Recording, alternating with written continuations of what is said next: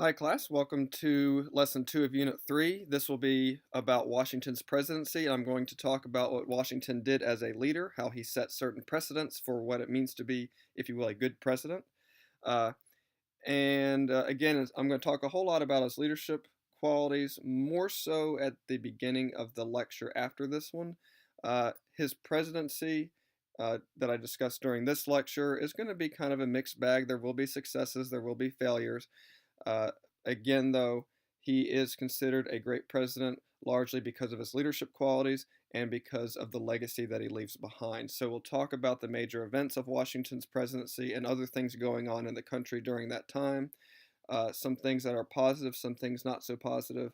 And then at the beginning of the next lecture, I'll talk about the legacy of Washington's presidency and then move on to the next couple of presidents. So, under George Washington, we are going to get our economic problems in order. Remember that under the Articles of Confederation, the Congress had no power to tax, it had no power to really sustain an army, it had no power to create infrastructure. There were lots of stability problems because the economy was so weak under the Articles of Confederation. One of the first missions for Washington as president is going to be to fix this.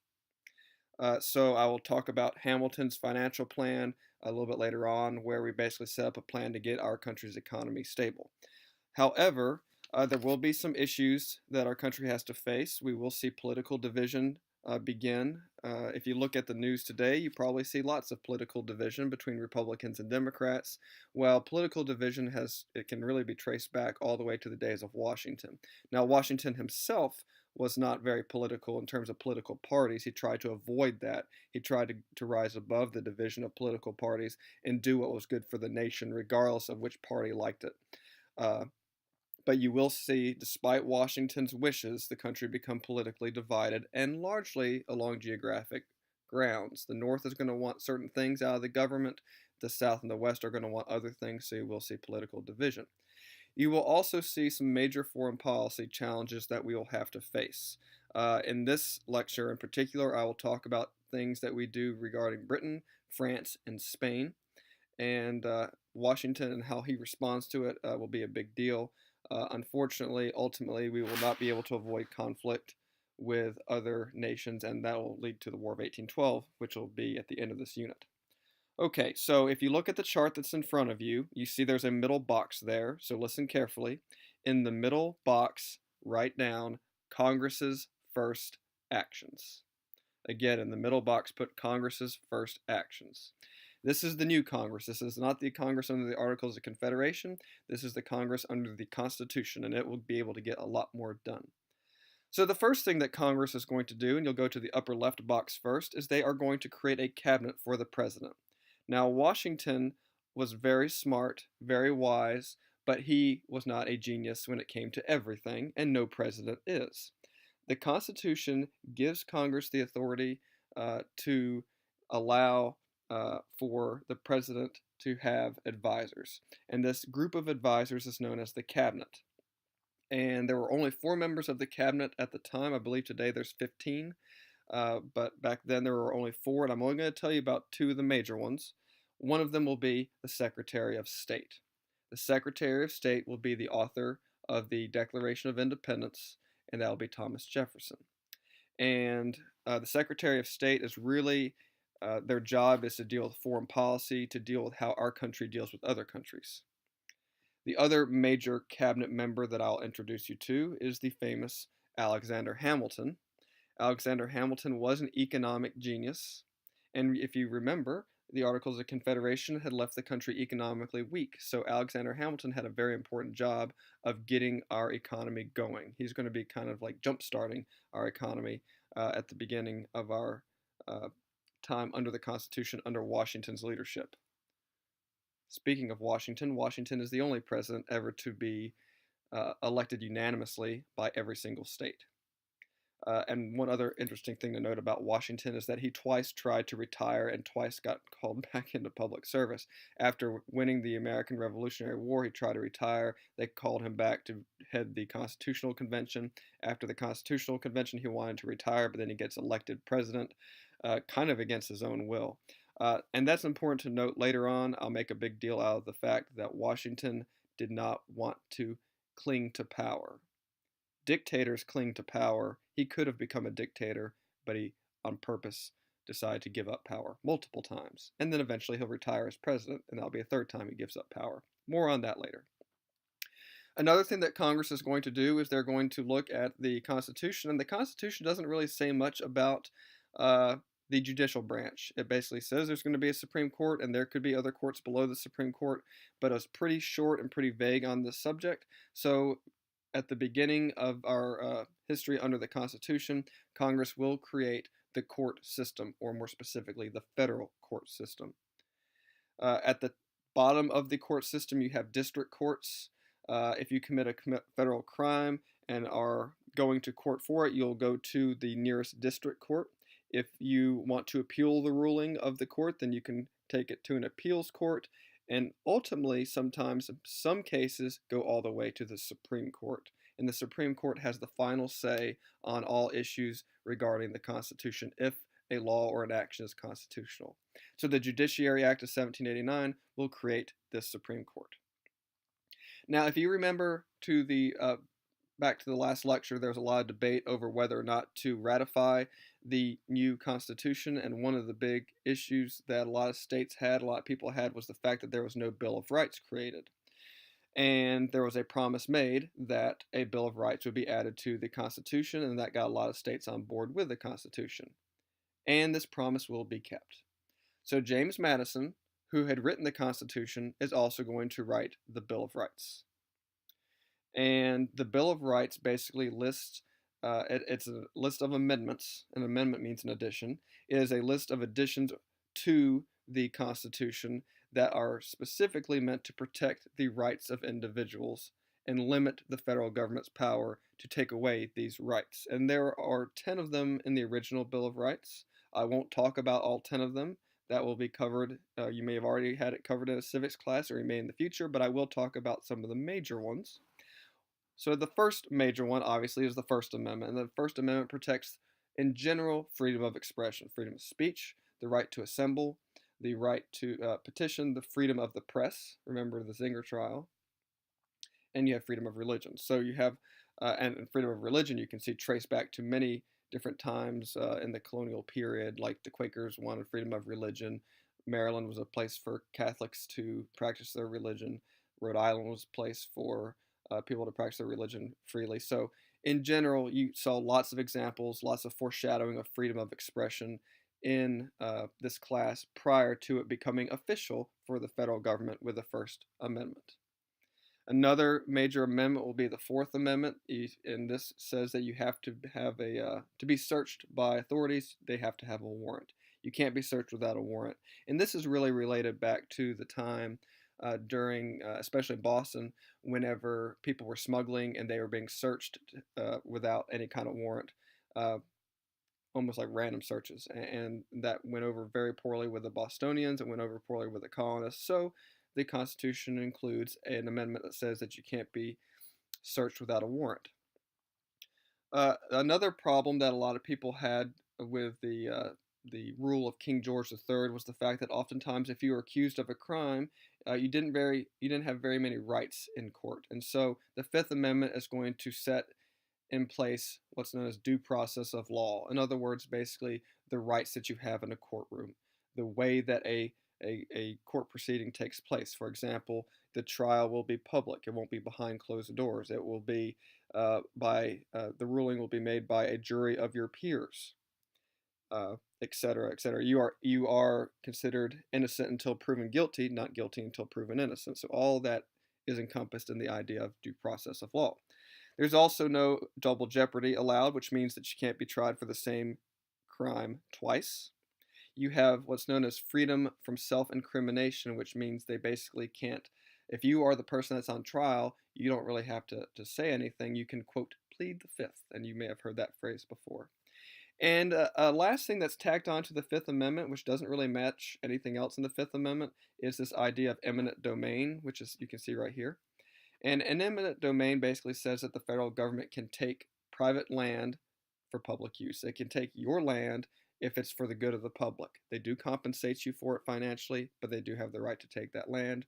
Great example of that in modern day times would be the interstate highway system. A lot of land had to be taken from private people's ownership in order to create the interstate highways. That this eminent domain is a much bigger deal in American history too. Whenever land is taken and given to build railroads and things like that. The Sixth Amendment also deals with your right in a trial, and I misspoke a little bit on the Fifth Amendment. The part that actually says you get a speedy public jury trial is in the Sixth Amendment, but the Fifth and Sixth really go hand in hand. They both have to do with your rights in a courtroom, and the Sixth Amendment is also very specific in that you have a right to a lawyer, which means that you have a right to a decent defense if you are accused of a crime. And there have been Supreme Court rulings in more recent years that have said that if you cannot afford a lawyer, then taxpayers will provide one for you because everyone deserves a fair shot in court. The next amendment that I'll list, and the final one that I'll list, will be the 10th Amendment, and that I'm listing because it does have a relation to the coming of the Civil War. So the 10th Amendment says that there are all kinds of powers listed for the federal government in the Constitution. If there is a government power that is needed and is not listed in the Constitution, then it automatically is supposed to go to the states to take care of. For example, the Constitution says nothing about education, so the states run schools. The Constitution doesn't say anything specific about how elections are run in terms of who gets to vote, who doesn't get to vote, and so over time, or states have gotten to decide who gets to vote, who doesn't get to vote. Now, eventually, the federal government's going to start making decisions about that, but right now, you see this idea that if a power isn't given specifically to the federal government, it automatically is given to the states. And you will see conflict between the federal government and the states going forward. And again, the Civil War is largely caused because the states of the South felt like the federal government was misusing the Constitution and trying to take their power to own slaves away from them. So again, the idea of where does the federal government's power end and where does state power begin, that tension is going to come up, and even the 10th Amendment talks about that idea. The people that like to push for the idea of stronger state governments are big fans of the 10th Amendment. Okay, now remember again that the country's economy was struggling a lot at its beginning, and there were a lot of economic issues, and basically mission number one for Washington and mission number one for this new country under the Constitution was to create a federal government that had a strong economy for its citizens and a government that was strong enough to pay for itself. For example, if we're going to have an army, then we need to be able to pay for that army. If we're going to have our businesses start to flourish, then we're going to have ways that the government can protect our businesses from foreign businesses. So before I get into Hamilton's plan, he is the Secretary of Treasury. He will come up with a plan to try to address economic issues. Let me explain one other concept first. And if you've taken a civics class already, you've probably learned about this, but it's worth going over again because they're important. This is an important concept. So a tariff. A tariff is a tax.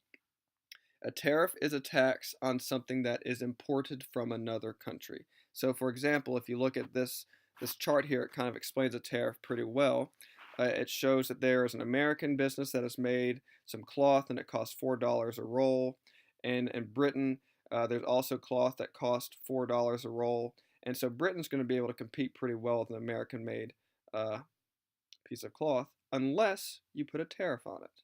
If you tax that import, then all of a sudden the British-made cloth becomes more expensive, and as you can well guess, more Americans will buy things made in the USA. They will buy the American-made cloth, and that will help support American businesses instead of foreign businesses and help our economy improve. So that's one of the two purposes of the tariff. The first purpose of the tariff is basically to raise money for the government. How did the government initially pay for things like the military? How did it pay to try to build roads and those sorts of things?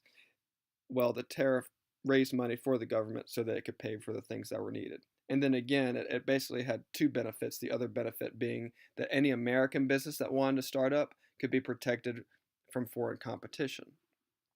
Now, one thing worth noting is that around this time, American factories are starting to be built. And the big disadvantage for the American factories is that Britain had spent a lot of time already building up factories. They could already produce things like cloth at a much cheaper price and probably better quality oftentimes. And so, to protect new American factories from the more experienced British factories, the tariff was created because it made the foreign competition, like from Britain, more expensive.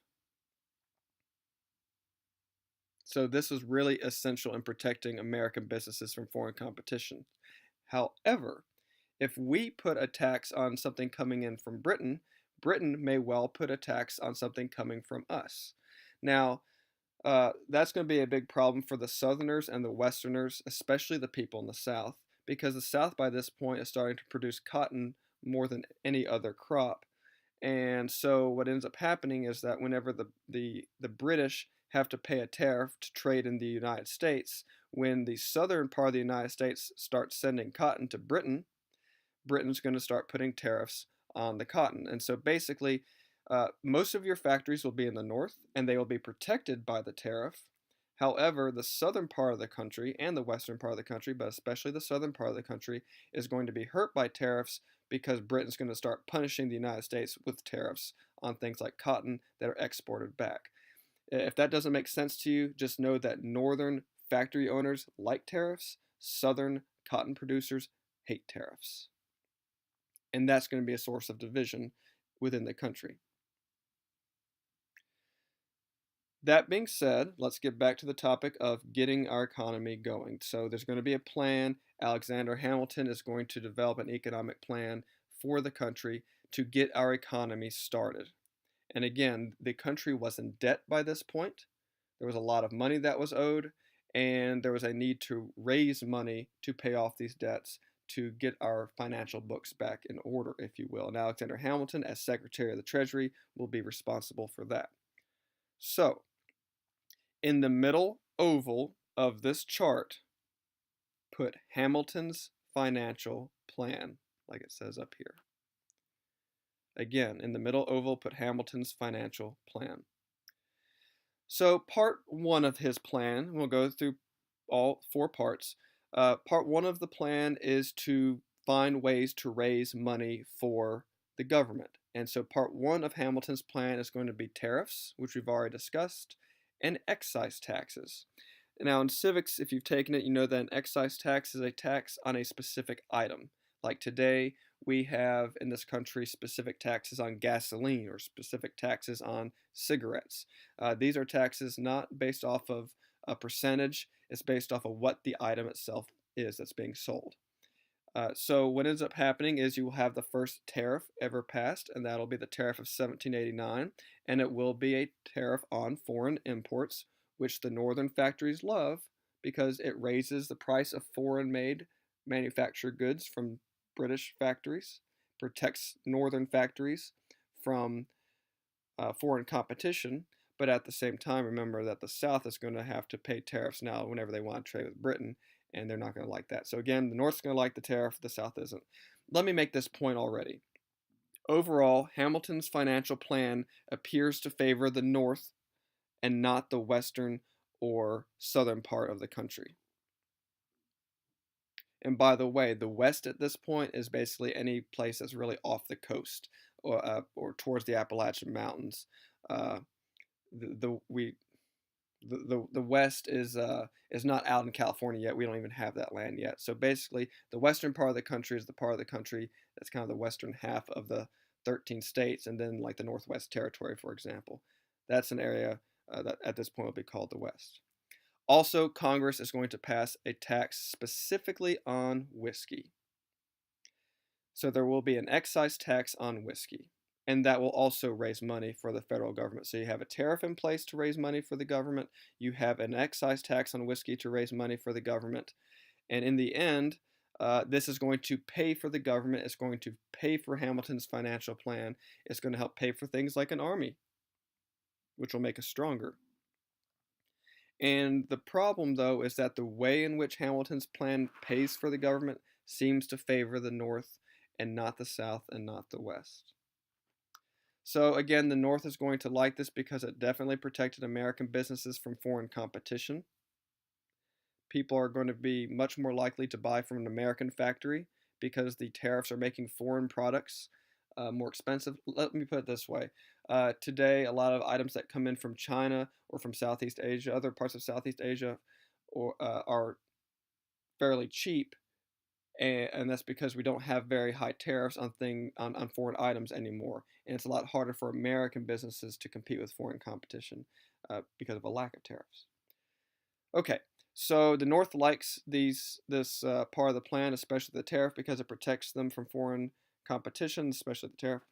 And the South and the West are not going to like this because now they're having to pay uh, whenever they ship their products. And the western part of the country tended to farm, make grains and things like that. The South made cotton, and now their exports are being taxed by other countries. So countries didn't like it when we created tariffs, so they punished us with tariffs of their own. So in the end, the South has to, especially when they sell cotton to Britain, for example, pay a tariff to Britain. Also, the Western uh, people, they tended to be farmers. They oftentimes grew corn, and corn is used to make whiskey, and so they get hit by this whiskey tax. And eventually there will be a rebellion against this whiskey tax. It'll kind of remind you of Shays' Rebellion. And if you look at this cartoon here, you can see it says an excise man is going around. This guy's a tax collector, and these farmers here don't like it too much. If you look at the right-hand side, this weird-looking little monster is about to take him with a hook through his nose to be hanged, maybe tarred and feathered. So again, you see this idea of people not liking taxes and attacking tax collectors, and that seems to be a very frequent topic and theme in early American history. And again, there will be a rebellion against this whiskey tax led by farmers, and it will be known as the Whiskey Rebellion. More on that later. Okay, the next part of Hamilton's financial plan. Oh, there's a picture of tarring and feathering. Again, it could get pretty ugly. The next part of Hamilton's financial plan is going to have to do with paying back debts. So part two of the plan was to pay back war bonds. And what you see in the picture there is an example of a war bond. A war bond is basically when an American citizen loans money to the government, and then they get the money back with interest. During the American Revolution, a lot of the money that had been raised to pay for the American Revolutionary War that money had been raised through the selling of war bonds. So a lot of citizens had loaned their own personal money to the government to pay for the American Revolution, and the idea was that if the Revolutionary War was won, which it was, then the money would be paid back by the government with interest. And so the people that had loaned money to help win the war would get their money back plus a little extra. The problem under the Articles of Confederation was that there was no power to tax, and so there was no way for the government to raise money to pay back the citizens that had loaned their own money to pay for the war. So what does Hamilton say? Hamilton says that the new U.S. government needs to show that it can pay back its debts, and so part of the plan was that some of this tariff and some of this excise tax money would be used to pay back war bonds. Well, most of the war bonds in the country was owned by people in the North. And so they were the ones that were getting their money back. But where was the money coming from? The money was coming from a tariff that helped out the North and hurt the South, or coming from a tax that taxed mainly Western corn farmers that made whiskey. So, in a sense, the South and the West feels like all of these methods of raising money is making them lose money and then funneling it to the North. So, in a sense, the South and the West are going to feel like the North is robbing them. So the Northerners like this plan because, again, they're getting their money back that they had loaned to the government during the American Revolution. And the South and West are mad because the money that is paying back the war bonds is coming from them. It's either coming from them in the sense that there are tariffs that are being made that hurt the South, or it's coming from them because of the whiskey tax, which is taxing mainly the Western farmers. The next part is kind of similar. It has to do with paying back debt. And again, it's going to be money coming mainly from the South and the West and going into the pockets of people in the North. So again, this is going to create division between areas of the country. So part 3 will be assumption of state debts. What do I mean by that? Basically, the federal government said that it would take over any debts that any of the states owed. A lot of states had gone into debt paying for the American Revolution. A lot of states owed France money, for example. And so the federal government said to all the states, we will take care of all of your debts. And this is going to go over very well with the North because that was the area of the country that had the most money owed to it. This area up in this region, especially Massachusetts, especially New York, Pennsylvania. A lot of the fighting in the American Revolution had happened here, and a lot of these states owed a lot of money, especially, again, to France. And the federal government says, we'll pay all those debts for these states. Now, the southern states didn't have nearly as much debt, and some of them were actually debt-free, and they didn't like this part of the plan because they didn't need any help and at the same time, the money that was being used to pay for this debt was coming from this region or from the western regions to pay for the North. A lot of people in the South and West also didn't like this because if you remember, the people in the South and the West, they don't really like the idea of the federal government having a lot of power, and they said that if the federal government just pays off states' debts, it's giving the federal government too much power. They would say the 10th Amendment would say that they would argue that the 10th Amendment would give this responsibility to the states and not to the federal government. So there's this suspicion among a lot of Southerners and Westerners that the federal government's already starting to take too much power and maybe starting to head towards the road of being a dictatorship, which of course nobody really liked the idea of. The South and the West, especially by this point, did not like the idea of the federal government having too much power. The last part of Hamilton's plan, and this part probably becomes the most divisive. But before I get to that, let me make one final point about the first 3 parts. The first 3 parts, it gets a little complicated, but the gist of it is that you need to understand is that there are economic policies put in place that seem to benefit the North at the expense of the South and West. So if you did not understand very much of the first 3 parts, because it is complicated, you may need to rewind the screencast and play it over again. But the gist of it is that the North seems to benefit financially from this plan more, and the South and the West feels like they're paying for it. The last part of the plan will be the creation of the Bank of the United States. This sometimes is referred to the National Bank. The National Bank and the Bank of the United States are the same thing. And this Bank of the United States, which you can write just BUS as an acronym if you'd like to, the BUS, Bank of the United States, it's going to be responsible for basically guiding the country's economy going forward. When the federal government raises money, the money is held in the Bank of the United States. Whenever it's time to print money, there is no more state money. There is no more North Carolina dollars and Virginia dollars and New York dollars. It's going to be federal dollars. If you look at your money today, it has the word federal on it because all the states use the same money. It's also supposed to, the Bank of the United States was also supposed to help out with the national debt. Now, the interesting thing about the Bank of the United States is that it is a corporation. It's kind of like a joint stock company, if you remember joint stock companies, and you could buy stock in the Bank of the United States. Well, most of the wealthy people that could buy stock in the Bank of the United States lived in the North. So they loved the idea of having a Bank of the United States. They could buy stock in it. They could profit off of the stock in it. And again, this is going to be favored by the North. The South and the West don't like this because, one, they don't have the money to own stock in the Bank of the United States. And number 2, they say there's nowhere in the Constitution that says you can have this Bank of the United States. And they were right. There was also nothing in the Constitution that said you could not have a Bank of the United States. So this is where a loose interpretation of the Constitution comes into play. The Northerners are going to say, well, it didn't say we couldn't do it, so we're going to create a Bank of the United States, and then we're going to own stock in it. A lot of people, especially in the southern part of the country and the western part of the country at the time, felt like this was giving too much power to the federal government. They are going to basically have all the money, and the North's going to benefit the most. But again, the federal government is going to have too much power. So this plan will be very divisive. The Bank of the United States part of the plan tended to be the most divisive because people suspected giving that much financial power to a federal government institution that was not even mentioned in the Constitution. So as a result, you see your first political parties form. Washington did not like political parties. He thought political parties divided the nation.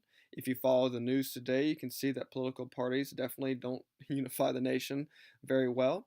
And so, despite Washington's desires, you will see Hamilton's plan be very divisive, and you will see the country split into the first political parties. And these parties are not the same as the Federalists and the Anti Federalists that we talked about in the last lecture, but they were pretty similar. If you were a Federalist during the ratification of the Constitution, you were probably going to join the Federalist Party. If you were an anti Federalist during the time of the ratification of the Constitution, you probably wanted to join the Democratic Republican Party. And so I am now going to go to the back side of the lecture, and you are going to see a chart that looks fairly similar with some tweaks. And now we're going to talk about the first two political parties in American history. And notice that you don't have the Republicans and Democrats of today. The first two original political parties were different. So we'll go down the middle column first, and then if you know one, you'll know the other because they are fairly opposite of each other. We'll do the middle column first, then we'll do the right-hand side. So the first party that I'll mention will be the Federalist Party. Given their name, you should be able to tell that they believe in having a strong federal government. Their major leader will be Alexander Hamilton. And if you look at the chart, you can see the next row says view on Hamilton's plan. Well, if Hamilton's leading this party, and this plan increases the power of the federal government, you can bet that they favored Hamilton's plan. They thought it would be good for the economy. They thought it would get the economy jump-started.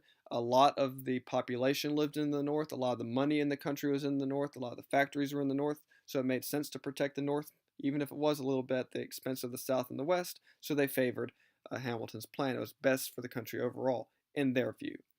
When it came to government power, again, they thought that the federal government should have more power. They said, look what happened during the Articles of Confederation when we gave too much power to the states. The government almost fell apart. So we need to take some of that power and give more of it to the federal government and weaken the states. The states did still have power, but this was a shift towards giving more power to the federal government so that the country would be stronger overall. And most of the supporters lived in the North, which makes sense. They favored Hamilton's plan. The North was more used to stronger federal government. They were more used to the government in general. If you look at, for example, the colonial period, you saw these colonial towns and how the towns had a lot of say over how people lived, especially in the New England area. So there was more of a history of government being stronger in the North. Now, they didn't like it when the government got too strong or when the government seemed to be ruling from overseas. So that doesn't mean they wanted to have another King George III, but they were more used to local strong government. They also tended to be people that lived in the towns or the cities, like New York City, like Boston. They tended to be wealthier. They tended to have a lot of war bonds that were about to get paid off.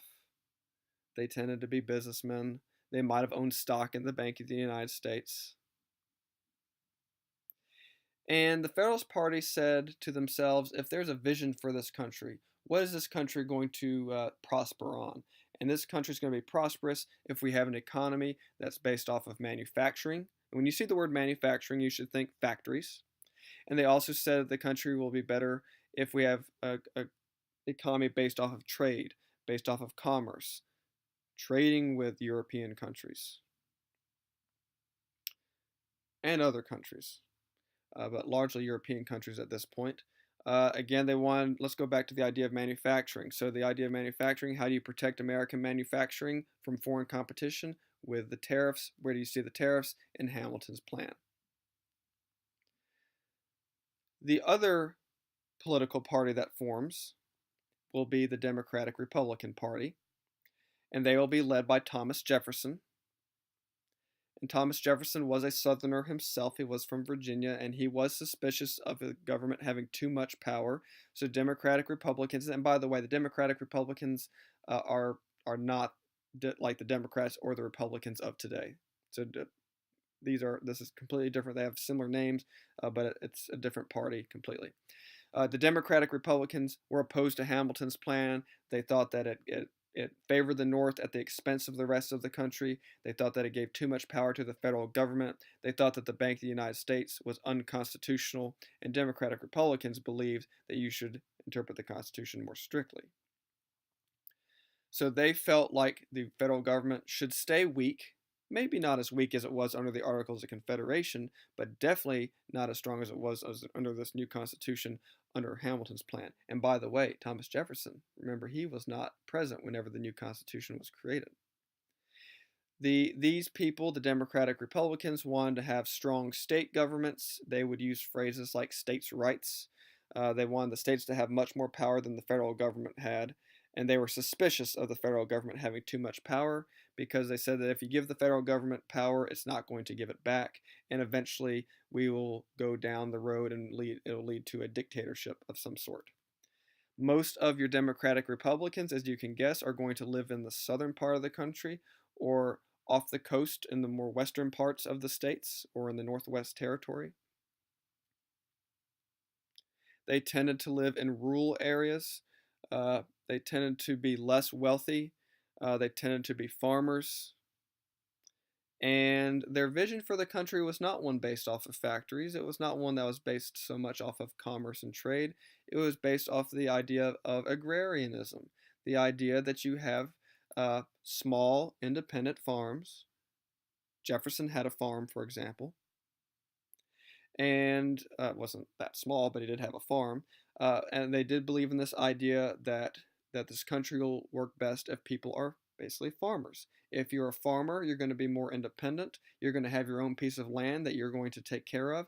And if you're taking care of your own piece of land, you don't need the federal government in your business because you already have land that you're trying to take care of on your own. You have self-interest in maintaining the well-being of your land. You don't need a federal government to take care of your land for you.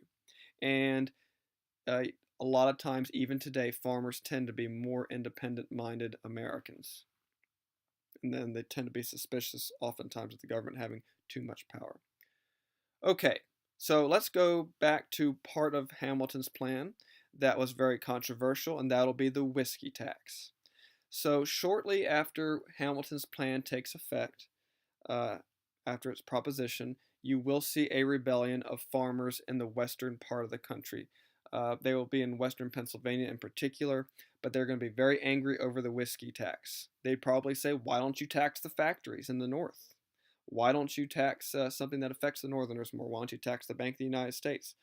No, the tax is on whiskey, and the whiskey tax seemed to be unfair because it seemed to target a particular group of people, in this case, the Western farmers.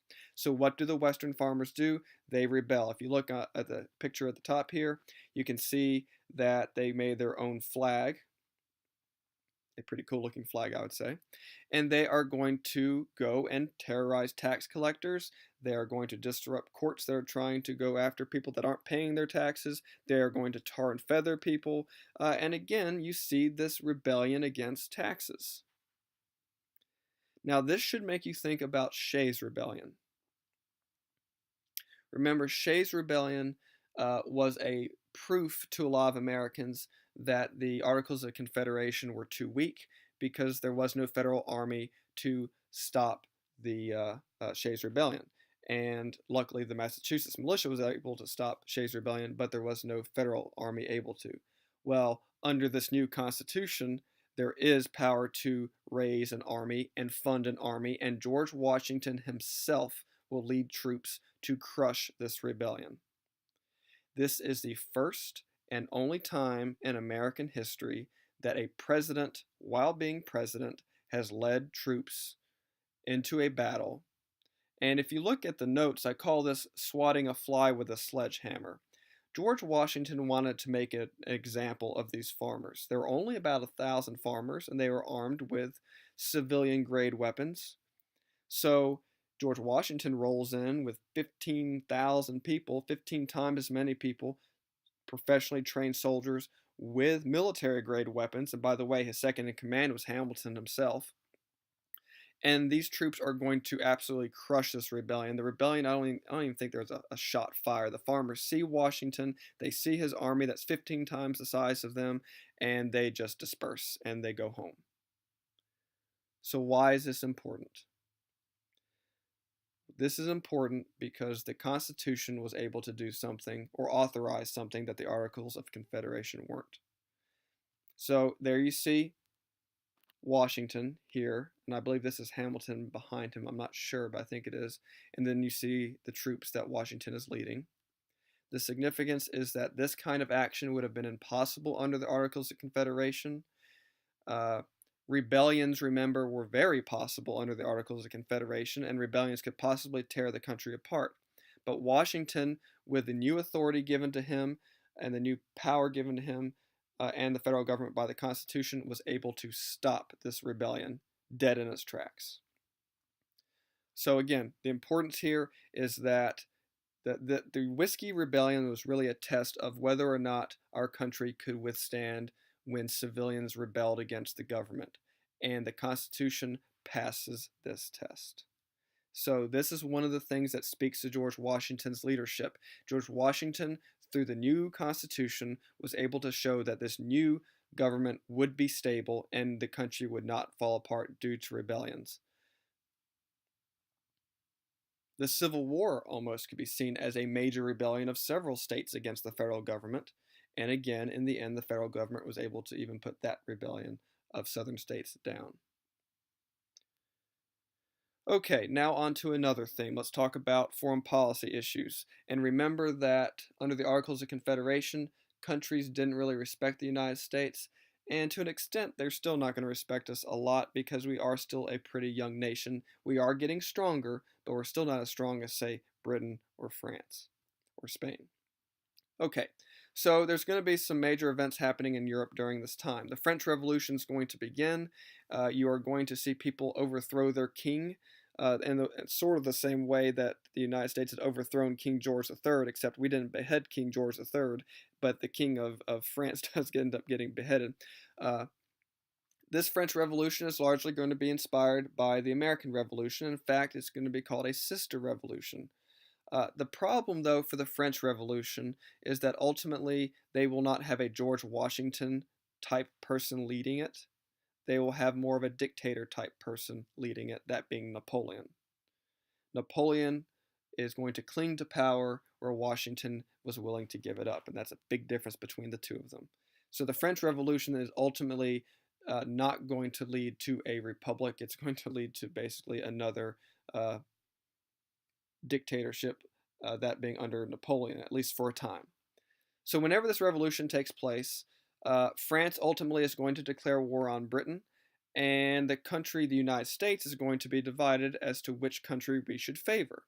Now, we traded with both countries, so that presents a problem.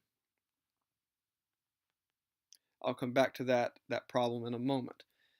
Whenever this happens, the political parties are going to be divided in how they react. The Federalist Party said that Britain should win this war. Britain still had a strong central government. Britain had plenty of order. And so the Federalists are going to favor Britain, which means the northern part of the country is going to be favoring Britain. The Democratic Republicans, on the other hand, like the idea of getting rid of a strong central government, and this is before Napoleon had kind of taken over things. They like the idea of getting rid of monarchs like the King of France, and they like the idea of reducing the power of the federal government. So I might have confused you by mentioning Napoleon, but he has not risen to power yet. This is in the earlier stages of the French Revolution, where it looks like a weaker central government is going to be created, or at least you see the overthrow of a king that was seen as abusing his power. Long story short, Federalists in the North support Britain, the Democratic Republicans in the South and the West support France. What's Washington going to have to say about this? Washington's going to say, we need to mind our own business. We need to be neutral. We should not try to get ourselves dragged into another war. We are too young of a country to get involved in a European war. European countries are always going to war with each other. Why should we get dragged into their fights? And remember that there's about 3,000 miles of ocean between the United States and Europe. So we could, in Washington's mind, we really should be able to mind our own business. And he is going to say basically, we will not take a side. The only thing that we will do is trade with both of these countries. Now, you may have found yourself, or at least have heard of this kind of situation in school before, where maybe you have two friends and neither one of these friends like each other, but you like both of them. And then it's very hard to maintain a friendship with both of them when they don't like each other. And that's kind of what the United States is going to try to do here. We're going to try to trade with Britain, but when we trade with Britain, France doesn't like it. When we trade with France, Britain doesn't like it. And I'm going to talk more about Britain's reaction at this point. But again, remember, Washington says we're not going to take a side. We're going to be neutral, but we will try to trade with both of these countries. Britain doesn't like that. Neither does France, but Britain's going to be really aggressive in how they react to this. And you have to remember that Britain didn't exactly like the fact that the United States had gotten independent from them to begin with. So neither Britain or France are going to like this neutrality. Britain is going to be more aggressive. Eventually, Britain's going to start running low on soldiers, and it's going to start capturing American ships, and it's going to start kidnapping American sailors and forcing them to fight for the British. And their argument might be something along the lines of, you shouldn't have been independent from Britain to begin with. And by this point, remember, a lot of Americans still had British accents. So here you see an American that is being taken prisoner by a British official and is going to be forced to fight in the British Navy. Remember, today, no country would openly go after American citizens like this without risking war. Back then, though, Britain was still testing the young United States and kind of pushing us around. Speaking of pushing us around, Britain is also going to start using those forts that I keep talking about in the Northwest Territory. They're going to start handing more weapons off to Native Americans to attack our settlers. Now, here's the thing. Britain is doing plenty at this point to get the United States to declare war. They're bullying us, and the United States had plenty of reasons to declare war on Britain.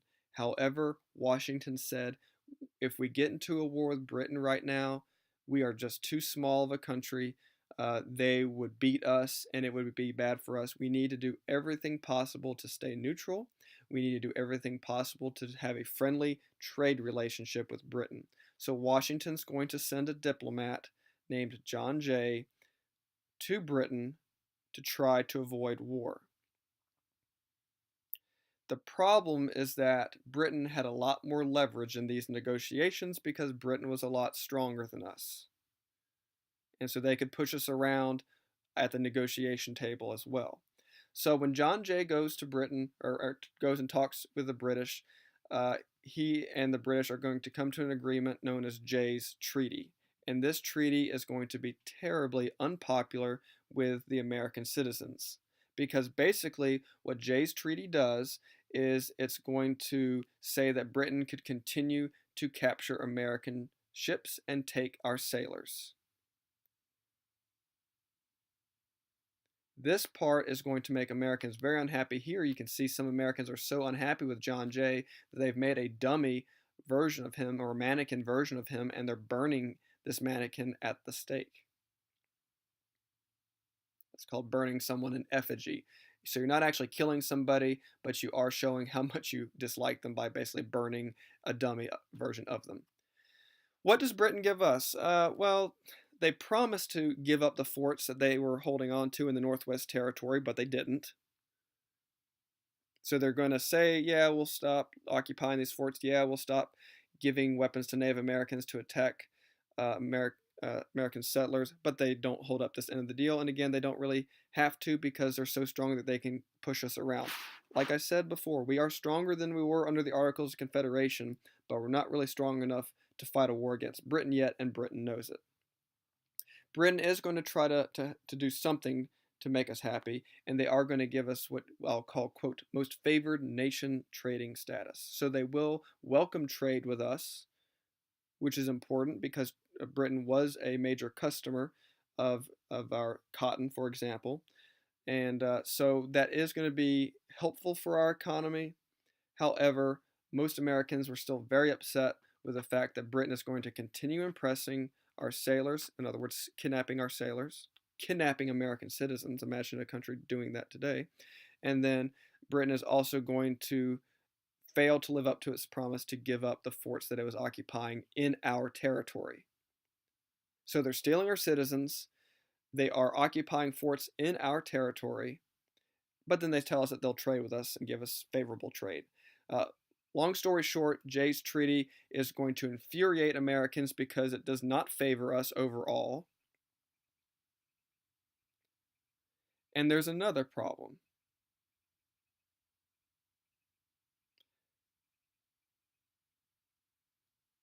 And that problem is that both France and Spain are going to be worried that we are cozying up to Britain. We didn't, I mean, this treaty did not benefit us very much, but in the end, it is a treaty that we have signed with Britain, and so France and Spain are worried about the United States getting cozier with Britain. Now, if you were to look at a map of the United States at this point, there are three major countries in North America. There's the United States, there's British owned Canada to the north of us, and to the west and south of us is Spanish owned land. Spain, especially, is worried that Britain and the United States might eventually get together, maybe even team up. Think British Canada and the United States maybe team up and start going to war with Spain, taking land that Spain owned in North America. So Spain really wanted to cozy up to the United States at this point. And so they are going to make a very nice offer to the United States. And this is going to be the good later effect of Jay's treaty, and that will be Pinckney's treaty. So Spain is going to decide that they are going to settle the border dispute that we had with them. If you remember, this region had been claimed by both the United States and Spain after the American Revolution. They say to the United States, you know what, you can have that land. Again, Spain wants to get along with the United States because it was Spain did not want to have to worry about the United States and Britain teaming up against them. Remember also that there was tension over who got to use the Mississippi River. Well, according to Pinckney's treaty, we, the United States, are now allowed to use the river that I'm pointing out now. We are now allowed to use the Mississippi River. We don't own it, but we're allowed to use it. So Spain's going to let us use the river.